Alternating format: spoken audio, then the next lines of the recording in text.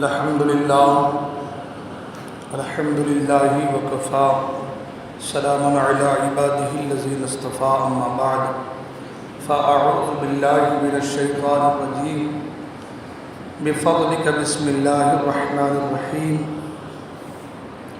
والتين والزيتون وطور سينين وهذا البلد الأمين لقد خلقنا الإنسان في أحسن تقويم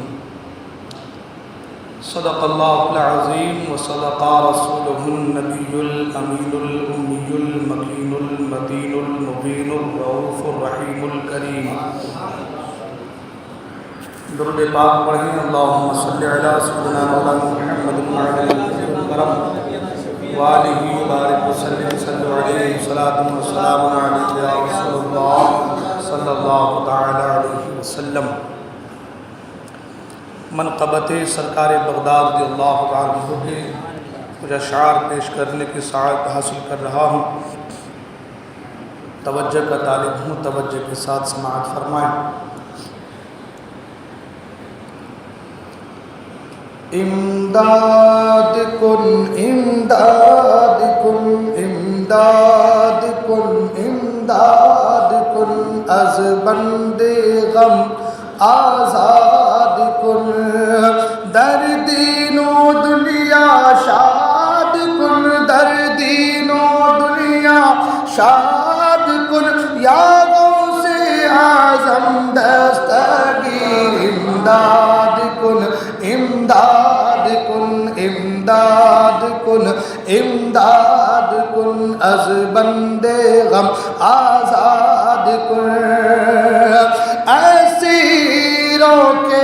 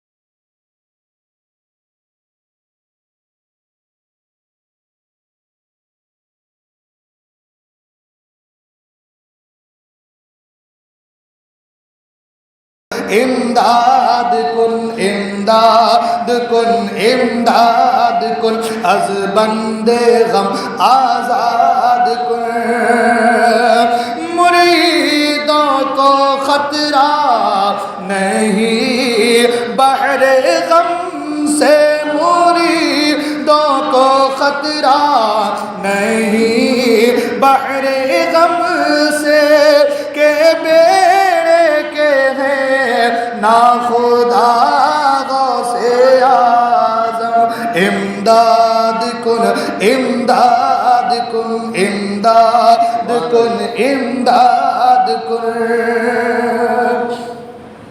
اور بھنور میں پھنسا ہے سفینہ ہمارا، بھنور میں پھنسا ہے سفینہ ہمارا، بچا غوث اعظم بچا غوث اعظم امداد کن امداد کن امداد کن امداد کن۔ نکالا ہے پہلے تو ڈوبے ہوئوں کو، نکالا ہے پہلے تو ڈوبے ہوئوں کو، اور اب ڈوبتوں کو بچا غوث اعظم امداد کن امداد کن امداد کن امداد کن از بندے غم آزاد کن در دین و دنیا شاد کن در دین و دنیا شاد کن یا غوث اعظم دستگیر امداد کن امداد کن اور کہے کس سے جا کر حسن اپنے دل کی کہے کس سے جا کر حسن اپنے دل کی سنے کون تیرے سوا غوث اعظم امداد کن امداد کن از بندے غم آزاد کن در دین و دنیا شاد کن در دین و دنیا شاد کن یا غوث اعظم دستگیر امداد کن امداد کن درود پاک پڑھیں اللہم صلی اللہ معدل الجود والکرم وآلہ الکرام وآلہ الکریم بارک وسلم صلو علیہ صلاة و سلام علیہ یا رسول اللہ صلی اللہ تعالی علیہ وسلم۔ قرآن مجید کی ایک سورت کی شروعات کی 2-3 آیتوں کو میں نے تلاوت کرنے کا شرف حاصل کیا ہے۔ دعا کریں کہ اللہ تبارک و تعالی مجھے آیت کریمہ کے تحت حق کہنے، آپ حضرات کو حق سننے اور ہم تمام کو حق پر عمل کرنے کی توفیق عطا فرمائے۔ قرآن مجید کی سورت کی ابتدائی کچھ آیتوں کو میں نے تلاوت کیا ہے۔ اللہ تبارک و تعالی اس سورت کی ابتدائی آیتوں میں 4 قسمیں یاد فرما رہا ہے۔ فرمایا والتین، انجیر کی قسم،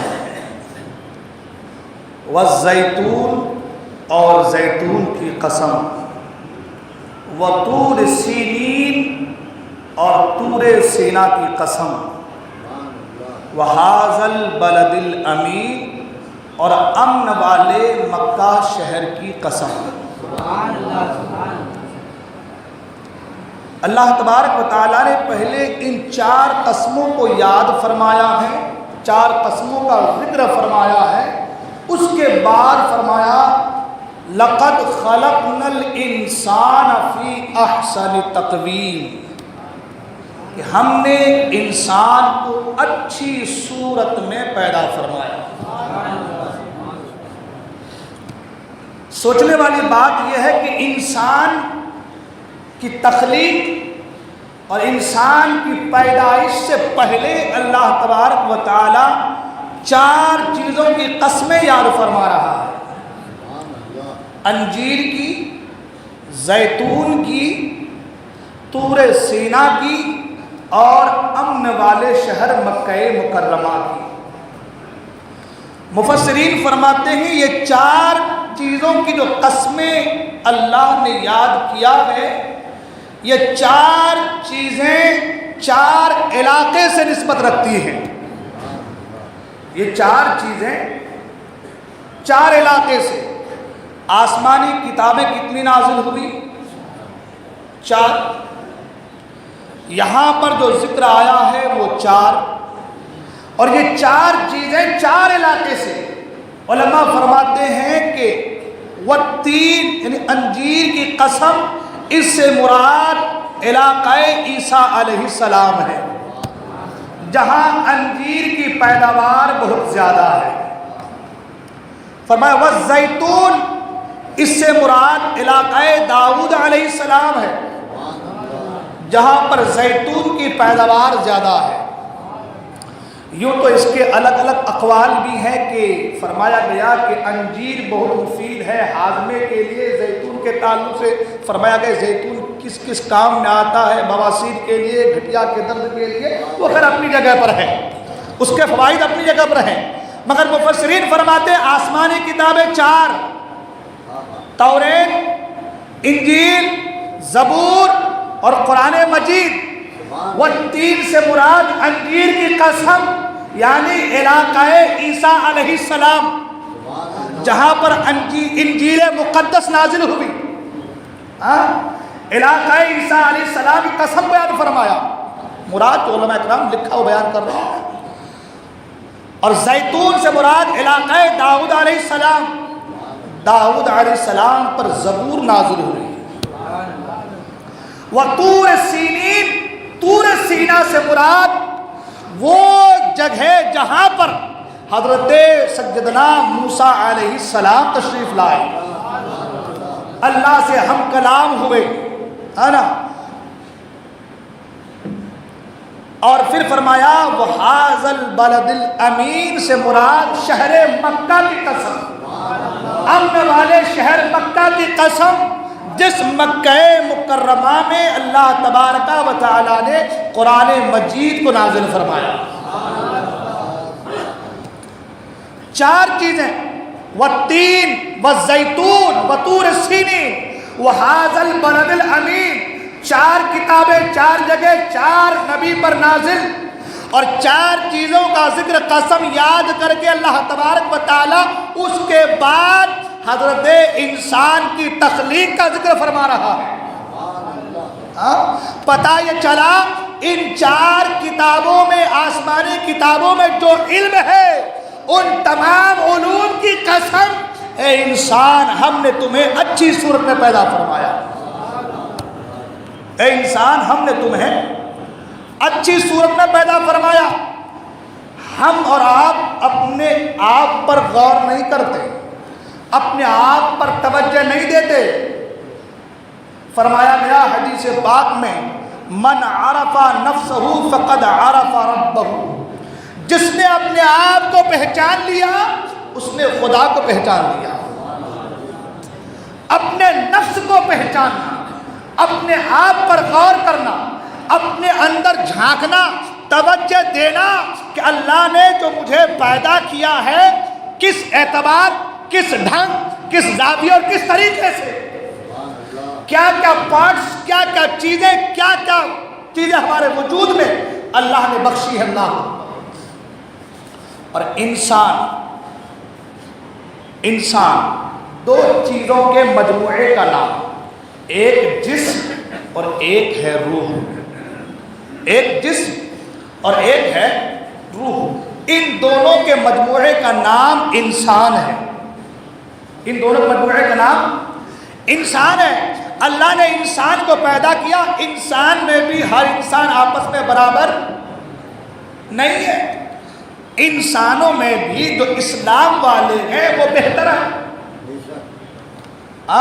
جو ایمان والے ہیں وہ بہتر ہیں، پھر ایمان والوں میں بھی، اسلام والوں میں بھی سب برابر نہیں، اسلام والوں لانے والوں میں بھی سب برابر نہیں، ان میں جو ولیوں کا مقام ہے وہ عام انسان سے بہتر، ولیوں میں بھی سب برابر، ان میں بھی سب برابر نہیں، ان میں بھی کچھ ایسے ہیں جسے اللہ نے نبوت سے نوازا۔ ولیوں سے مراد تقوی والے، اچھے لوگ، پرہیزگار لوگ ہیں۔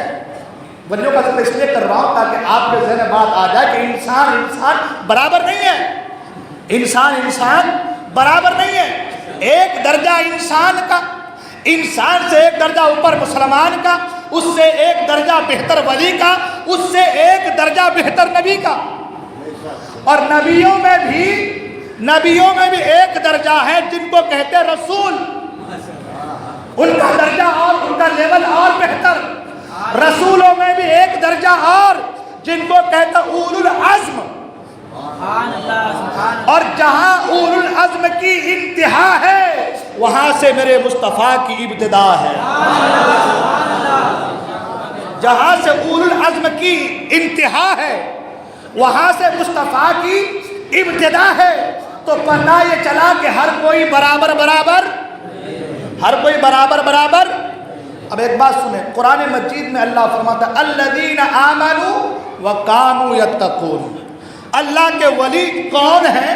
فرمایا وہ جو ایمان لائے اور تقوی اختیار کیا۔ وہ جو ایمان لائے اور تقوی، ایمان لانے والوں میں بھی، ایمان لانے میں بھی سب برابر نہیں، کسی کا ایمان کمزور کسی کا مضبوط، تقوی میں بھی سب برابر نہیں، کوئی تقوی کے معاملے میں کمزور کوئی مضبوط۔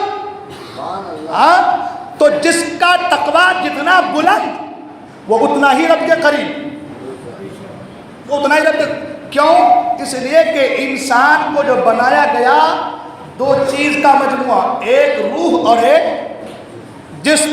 یہ جسم کچھ نہیں ہے، یہ جسم، یہ ڈھانچہ یہ کچھ نہیں ہے، یہ جسم ہر انسان کا ایک جیسا ہے، دو آنکھیں دو کان ہے، ناک ہے، زبان ہے، بولی ہے، بال ہے، کھال ہے، پاؤں ہے، ہاتھ ہے، سب برابر، یہ اس میں سب برابر ہے، مگر جو روح ہے وہ روح سب کی ایک جیسی نہیں، سب کی روح برابر نہیں، اس لیے کہ روح جو ہے اگر وہ برابر ہو جائے تو پھر انسان بھی عام جیسے ہو جائے، ایک جیسے ہو جائے۔ وہ روح جو ہے اس کا رشتہ اللہ سے جتنا مضبوط وہ اتنا ہی اللہ کے قریب،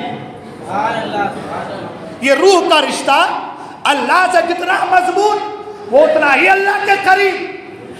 اور یہ روح کا رشتہ مضبوط کیسے ہوتا ہے؟ تو فرمایا الذین آمنوا وکانوا یتقون، ایمان لاؤ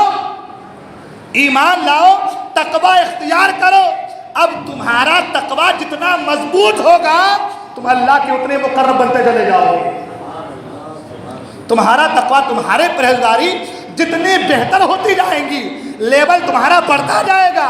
اس لیے کہ ولی بھی برابر نہیں ہے، اقطاب، اقواس، اوتاد، الگ الگ درجے ہیں ولایت کے، ولایت کی قسمیں بھی ہیں، ولایت فطری ہے، ولایت وہبی ہے، ولایت کسبی ہے کہ نہیں؟ ولایت کی بھی قسمیں ہیں، تو ہر چیز برابر نہیں ہے۔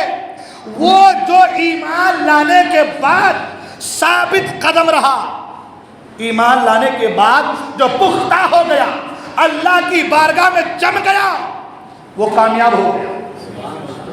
اللہ فرماتا اللہ تبارک تعالیٰ فرماتا ان الذین قالوا ربنا اللہ ثم استقاموا، جب تم نے کہہ دیا کہ میرا خدا ایک ہے، خدا کو مان لیا، کہہ دیا کہ یہ میرا رب ہے، تو پھر ثم استقاموا، تو پھر تم ثابت قدم رہو، ڈٹ جاؤ وہاں پہ، اب مجھے کسی کی ضرورت نہیں ہے، اب مجھے کسی کی ضرورت نہیں ہے، یہ ثابت قدمی تمہیں اللہ کا قریب، اللہ کا مقرب بندہ بنا دے گی۔ میں نے پہلے کہا کہ بندے آپس میں برابر،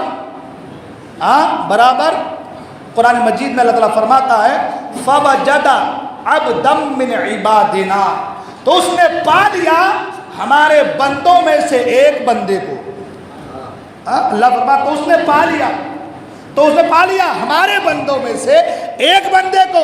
ہر بندہ، ہر انسان اللہ کا بندہ ہے، مگر اللہ کہہ رہا ہے اس نے پا لیا ہمارے بندوں، میرے بندوں میں سے ایک بندے۔ تو پتہ چلا کہ بندے میں بھی فرق ہے، بندے میں بھی فرق ہے، اگر فرق نہ ہوتا تو اللہ یہ کیوں کہتا کہ اس نے پا لیا میرے بندوں میں سے ایک بندے کو۔ اور ایک دیکھ قرآن مجید اللہ ارشاد فرماتا ہے فَادْخُلِي فِي عِبَادِي وَادْخُلِي جَنَّتِي، داخل ہو جاؤ میرے بندوں میں، آ جاؤ میرے بندوں میں، شامل ہو جاؤ میرے بندوں میں۔ تو جو گندا ہے وہ بھی اللہ کا بندہ ہے، جو نیک ہے وہ بھی اللہ کا بندہ ہے، جو بد ہے وہ بھی اللہ کا بندہ ہے، بندے سب ہیں، مگر بندوں میں فرق ہے، کچھ کی کوالٹی بیسٹ کوالٹی ہے، ہائر کوالٹی ہے، بہتر کوالٹی ہے، اور کچھ عام ہیں، کچھ خاص ہیں، کچھ عام ہیں۔ پتہ یہ چلا کہ بندہ آپس میں برابر نہیں ہے۔ یہ جو اونچ نیچ اوپر نیچے کا معاملہ ہے یہ کیوں ہے؟ تو اللہ فرماتا ہے الذین آمنوا وکانوا یتقون، جو ایمان لا کر کے تقوی اختیار کرتا ہے وہ ہمارا مقرب بندہ بن جاتا ہے، وہ ہمارا مقرب بندہ بن جاتا ہے۔ اب مقرب بندوں کی فہرست میں، لسٹ میں آج ہم جس اللہ کے نیک بندے کا ذکر کرنے جا رہے ہیں وہ قطب الاقطاب، غوث الاغواث، شہنشاہ بغداد، سرکار غوث پاک رضی اللہ تعالیٰ عنہ کی ذات ہے۔ سرکار غوث پاک کی زندگی کو ہمارا بارہا سماعت کیے ہیں، بارہا سیرت غوث پاک سنتے آ رہے ہیں۔ کبھی چور کا واقعہ، کبھی جھوٹ نہ بولنے کا، ماں سے عہد کرنے کا واقعہ، کرامتوں کا ذکر ہم اور آپ سنتے آ رہے ہیں۔ مگر آئیے آج ہم غوث پاک کی ایک الگ سی جھلک، غوث پاک کی زندگی کے ایک الگ گوشے کو میں آپ کے سامنے رکھنے کی کوشش کرتا ہوں۔ ہو سکتا ہے کہ میری یہ بات کسی کے ذہن میں اتر جائے۔ سرکار غوث پاک مادرزاد ولی ہے،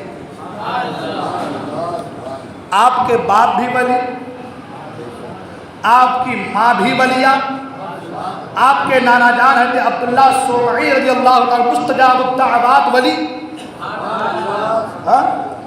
آپ کے خاندان کا ہر فرد اپنی جگہ پر یہ گانا نظر آتا ہے۔ سبحان اللہ۔ غوث پاک مادرزاد ولی، باپ بھی ولی، ماں بھی ولیہ، نانا ولی، پھوپھو ولیہ، سب کچھ پتہ یہ چلا کہ آپ کا حسب و نسب بالکل پختہ، زبردست ہے نا، بالکل زبردست۔ اعلیٰ سرکار فرماتے ہیں نبوی میں علوی فصل بطولی گلشن، نبوی میں علوی فصل بطولی گلشن، حسنی پھول حسینی ہے مہکنا تیرا۔ خود ولی، باپ ولی، ماں ولیہ، نانا ولی، پھپھو ولی، الغرض کے خاندان بالکل چودھویں کے چاند کا چمکتا دمکتا نظر آ رہا ہے۔ مگر سرکار غوث پاک سے پوچھیں آپ کی ولایت کے حوالے سے، آپ کی ولایت کے حوالے سے سرکار غوث پاک فرماتے ہیں کہ مجھے یہ مرتبہ ایسے نہیں ملا۔ سرکار غوث پاک فرماتے ہیں مجھے یہ مقام، یہ مرتبہ ایسے نہیں ملا، میں نے بڑی محنت کی ہے، مشقت کی ہے، مجاہدہ کیا ہے، 25 سال تک عراق کے بیابانوں جنگلوں میں اللہ کا ذکر کرتا رہا، عبادتیں کرتا رہا، تب جا کے اللہ نے مجھے یہ مقام، یہ مرتبہ عطا فرمایا۔ آج ہمارا حال، پیدرم سلطان بود، میرا باپ بادشاہ تھا، اب معاملات الگ ہو گئے، ذرا سا کچھ معاملہ ہو جائے ہمارے تیور بدل جاتے ہیں۔ عالم ہے تو اس کا بیٹا اب وقت کا خود بھی کچھ نہیں پڑھا مگر وہ عالم نظر آ رہا ہے۔ خانقاہی نظام کا ہمارا وہی حال ہے، باپ دادا ولی کامل رہے تو بچہ بھی اس کا چاہے کچھ نہ ہو وہ بھی مسند پر بیٹھ گیا، وہ بھی اب اپنے وقت کا ولی مانا جا رہا ہے۔ ہمارے سلاسل کو دیکھ لیں آپ، ابھی تو حال یہ ہے کہ پہلے پیر صاحب کے پیچھے مرید پھرتے تھے، اب پیر صاحب کو مرید کے پیچھے پھرنا پڑ رہا ہے کہ بھائی کہیں یہ میرے ہاتھ سے نکل نہ جائے، یہ پراپرٹی پیسے والا آدمی نکل جائے گا تو میرا چولہا جلنا بند ہو جائے گا، معذرت کے ساتھ۔ ابھی حال یہ ہے، لیکن سرکار غوث پاک سنیں، بے شک اگر آپ اس مسند کے لائق ہیں، چاہے میں ہوں، آپ ہو، کوئی بھی ہو، اس مسند کے لائق ہے تو بے شک آپ وہاں پر بیٹھے تشریف رکھیں، اس لیے کہ خانقاہ سے لوگوں کے دل سنوارے جاتے ہیں، بزرگوں کے فیض سے لوگوں کے دل سنوارے جاتے ہیں۔ یہ خانقاہ ہے ہی اس لیے کہ جو آئے بھکاری، جو آئے گنہگار، اسے بھیجے تو امیر کر کے بھیجے، اسے بھیج دے تو گناہوں سے پاک کو صاف کر کے بھیج دے۔ یہ خانقاہ نظام سسٹم ہے اس لیے، ہم جو خانقاہ سے جڑے ہیں ہے اس لیے، ہم مدرسے سے جڑے ہیں ہے اس لیے۔ آپ دیکھیں ہمارے مدرسوں کا حال آج بڑے بڑے مدرسے ہیں، مگر ناظم کون ہے؟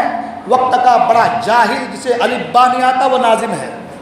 مدرسے کھول کے بیٹھ گئے، صحیح بول رہا ہوں میں، مدرسے کھول کے بیٹھ گئے ہیں، بس آ رہا ہے چندہ آنے دو، وہ 2-4 بچے پڑھ رہے ہیں، کام چل رہا ہے، حال ہمارا ایسا ہو گیا ہے۔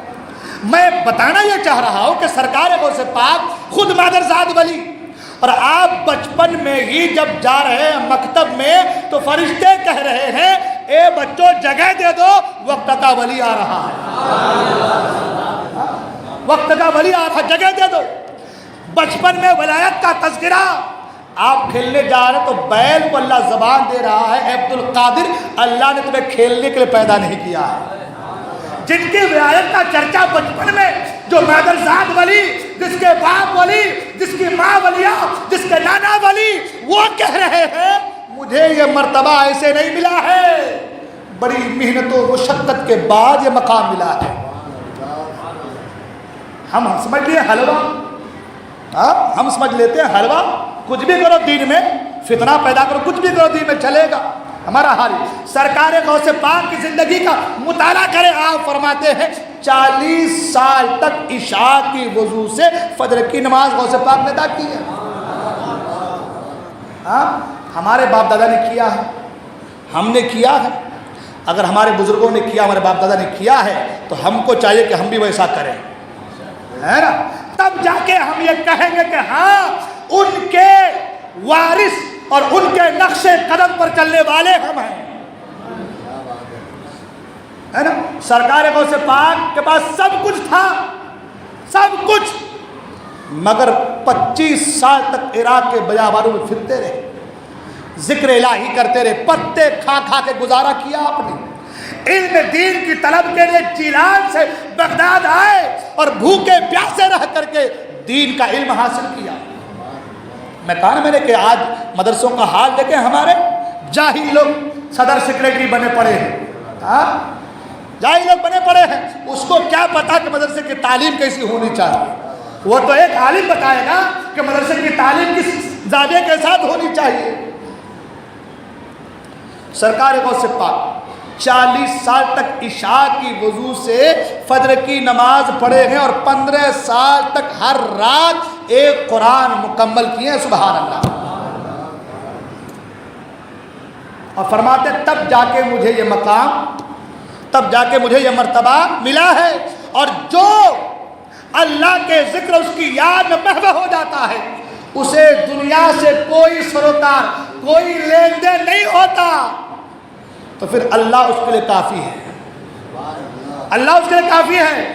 حضور غوث پاک رضی اللہ عنہ قضا و قدر کے حوالے سے گفتگو فرما رہے تھے۔ میں یہ باتیں بتا رہا ہوں تاکہ کچھ باتیں ہمارے ذہن میں اترے، ہم کہاں ہیں، کتنے پیچھے چلے گئے ہم، نمازوں کی دعوت دی جا رہی ہے مگر ہم مسجد میں آنے کو تیار نہیں ہیں، ہم کتنے پیچھے گئے ہیں وہ سنیں آپ۔ سرکار بغداد رضی اللہ تعالیٰ عنہ قضا و قدر کے حوالے سے گفتگو فرما رہے ہیں، علماء اکرام سب بیٹھے ہوئے گفتگو کرتے کرتے ایک بہت بڑا سانپ آپ کی محفل میں آ گیا، اور آنے کے بعد وہ سانپ آپ کی گود میں آ کر بیٹھ گیا، آپ تقریر کر ہی رہے، مطلب وعظ و نصیحت کر ہی رہے آپ، پھر وہ آپ کی گود سے اٹھا آپ کے گلے میں لپٹ گیا، گلے سے نکلا اور آپ کے جبے کے اندر چلا گیا، پھر اس کے بعد وہ وہاں سے نکلا اور سرکار غوث پاک کے سامنے آ کر کے بیٹھ گیا۔ اب سانپ کو دیکھتے تو آدھے لوگ نکل گئے ہوں گے، ہاں اللہ نے اس سانپ کو زبان دی، ہاں وہ سانپ اپنی زبان سے کہہ رہا ہے اے عبد القادر جیلانی میں جن ہوں، میں جن ہوں، تم قضا و قدر پر گفتگو کر رہے تھے، میں دیکھنا چاہتا تھا کہ تمہارے اندر استقامت کتنی ہے، تمہارے اندر استقامت کتنی ہے وہ دیکھنا چاہتا تھا، اور اے عبد القادر میں نے کئیوں کو اس طریقے سے ڈرا دیا ہے، ان کے اندر ثابت قدمی نہ رہی، لیکن اے عبد القادر جو استقامت اور جو ثابت قدمی میں نے آپ کے اندر دیکھا ہے آج سے پہلے میں نے کسی کے اندر نہیں دیکھا۔ یہ سرکار بغداد کی ثابت قدمی ہے، سانپ ہے کام کر رہا ہے، کیوں؟ بھروسہ رب کی ذات پر تھا، بھروسہ کس پر تھا؟ یقین کس پر تھا؟ اللہ کی ذات پر۔ اگر موت دے گا تو صاف نہیں، وہ خدائے ذوالجلال دے گا۔ زندگی دے گا تو خدا دے گا۔ موت دے سکتا ہے کوئی تو وہ خدا کی ذات ہے، کوئی آپ نہیں دے سکتا۔ یہ چیز انسان کے اندر کب آتی ہے؟ یہ معاملہ انسان کے اندر کب آتا ہے؟ جب انسان کو تقوی کی دولت حاصل ہو جاتی ہے۔ جب انسان کو تقوی کی دولت حاصل ہو جاتی ہے۔ اور تقوی کیسے ملیں گے؟ نماز چھوڑ دینے سے تقوی کیسے ملے گا؟ گناہوں کے اڈوں کو آباد کرنے سے تقوی کیسے حاصل ہوگی؟ ادھر ادھر کی لفظی کرنے سے، زناکاری کرنے سے، غیروں پر بری نظر ڈالنے سے تقوی حاصل ہوتی ہے؟ خوف خدا کو دل میں جگہ دینے سے، اللہ کے ڈر کو اپنے سینے میں جگہ دینے سے تقوی حاصل ہوتا ہے۔ اور اگر تمہارے سینے میں خدا کا خوف نہیں، تمہارے دل میں خدا کا خوف نہیں، تم ایک رسمن صرف آ رہے ہو جا رہے ہو، تو سمجھو کہ تمہاری عبادت اللہ کی بارگاہ میں قبول بھی نہیں۔ آج ہمارے معاشرے میں دیکھیں، بات آگے تو عرض کر دیتے ہوں، ہمارے معاشرے میں آدمی نکاح کا مسئلہ ہو، شادی بیاہ کا مسئلہ ہو، دوسرے رسومات کا مسئلہ ہو، تو آدمی وہ تمام تر چیزیں کر گزرتا ہے جس سے شریعت نے روکا ہے، مگر وہ کر رہے ہیں۔ اس کا مطلب یہ ہے کہ اس کے دل میں خدا کا خوف، اس کا مطلب یہ ہے کہ اس کے دل میں خدا کا خوف نہیں ہے۔ اگر خوف خدا ہوتا تو شریعت کے دائرے کو، حدود کو پھیلانے کی کوشش نہیں کرتا۔ آج ہمارے یہاں رشتہ داریاں ہوتی ہیں وہابیوں کی، کرتے ہیں لوگ، کرنے والے ہے نا، وہ کرتے ہیں، اس کے دل میں خدا کا خوف نہیں ہے۔ اگر خوف خدا اس کے سینے میں ہو تو غلط کام تو نہیں کرے گا، حرام کام تو نہیں کرے گا، ٹھیک ہے، اس کے دل میں خدا کا خوف نہیں۔ مگر جو لوگ جا رہے ہیں وہاں حاضری کے لیے، جو لوگ جا رہے ہیں لیپنے کے لیے، ان کا کیا ہے؟ پھر سننے والی بات ہے نا، تقوی ایسے نہیں آتی، تقوی اتنی آسان چیز نہیں ہے۔ کہو کچھ کرو کچھ۔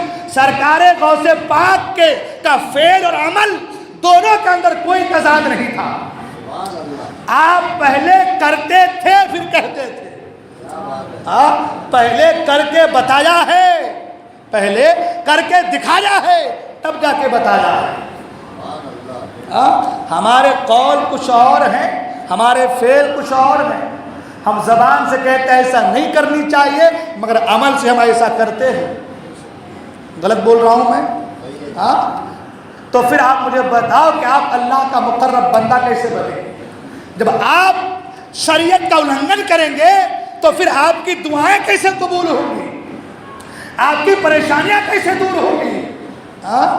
اگر آپ شریعت کے حدود کو توڑ رہے ہیں، آپ نماز پڑھ پڑھ کے چہرے پہ کالک کر کر کے کچھ بھی کر لیں، آپ مر جائیں، شریعت کا کہ دائرے کو توڑنے والا وہ کبھی بھی اللہ کا مقرب بندہ نہیں بن سکتا۔ ہمارے یہاں شادی بیاہ کا موقع ہے، شادی بیاہ کے موقع پر دیکھیں آپ اتنا خرچہ، نہ جانے کیا کیا ڈی جے باجے، کیا کیا چیزیں، خرافاتیں کیوں کر رہے ہیں؟ خدا کا خوف ہوتا تو نہیں کرتے۔